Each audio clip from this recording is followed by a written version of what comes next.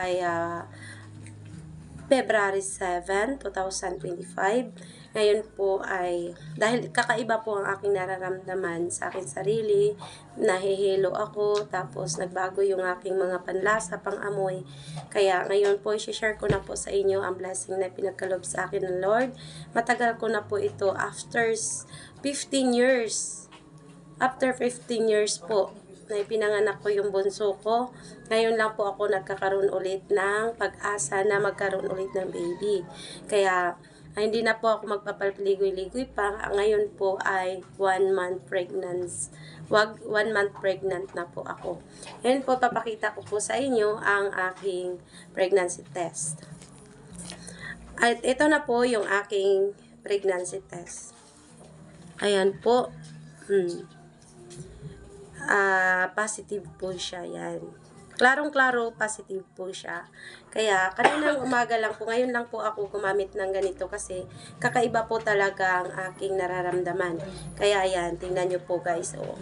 Yan, napaka-proud naman kasi umabot na po ako sa 40 years old, ngayon lang po ulit ako nagkaka-pregnant. At pang-apat na po ito, kung pagkaloob sa akin ni Lord. Ayan, proud to be mommy ulit ako, ayan. Pakita ko lang po sa inyo yung aking titi. Yan. Yan guys. Thank you so much Lord. Talagang nagpaparamdam na yung aking tiyan na nagkakaroon na po talaga ako ng another baby sa edad na 40 years old. Kaya salamat talaga sa ating Panginoon at pinagkalooban niya po ako ng blessing ulit. Ito. Hindi po ito basta-bastang blessing kasi tao po ito ibibigay ni Lord sa amin. Tao po siya na talagang pupuno sa aming pamilya yan. Kaya napaka-bless ko po talaga bilang nanay na magkakaroon ulit ng ganito.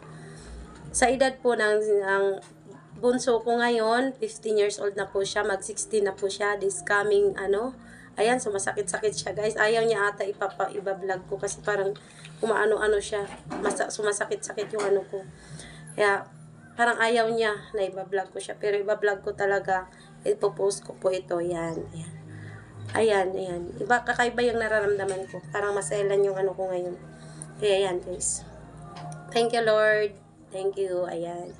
Ngayon pala may pangalan na po pala siya. Inano na namin ng Dane Xavier po yung pangalan niya.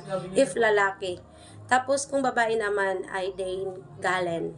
Yan po yung pangalan niya. Kung sakasakali man, kasi hindi pa natin alam. Basta, Dane Galen, pag babae, at Dane Xavier naman pag lalaki. Sumasakit-sakit talaga.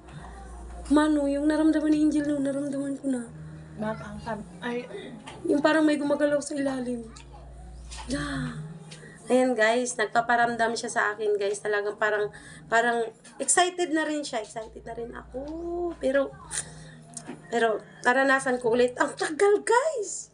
Tingnan nyo, pag maganak ako, mag 16 years old na yung si MJ. Tapos, ngayon lang ulit ako. 16 years! Diba, sobrang tagal po ng gap nila.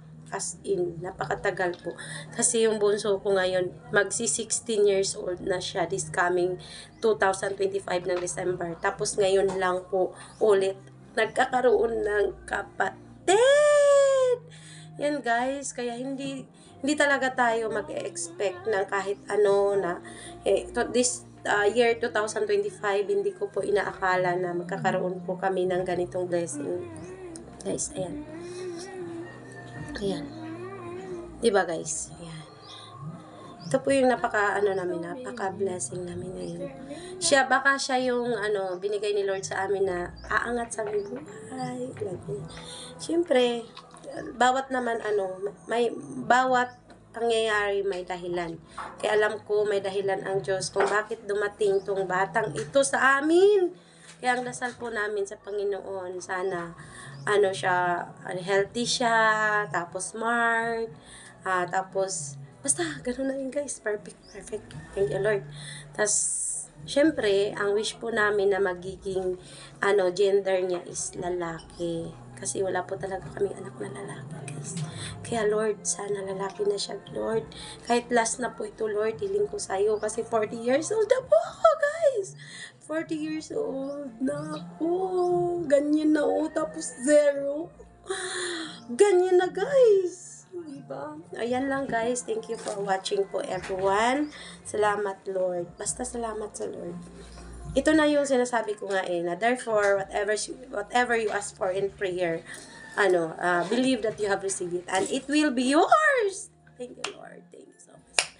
Thank you, Lord. Masaya ako na magiging nanay ulit ako. Pero, syempre, pagdadaanan pa rin po natin paano mga anak ulit. Kasi, napakatagal na ng panahon, guys.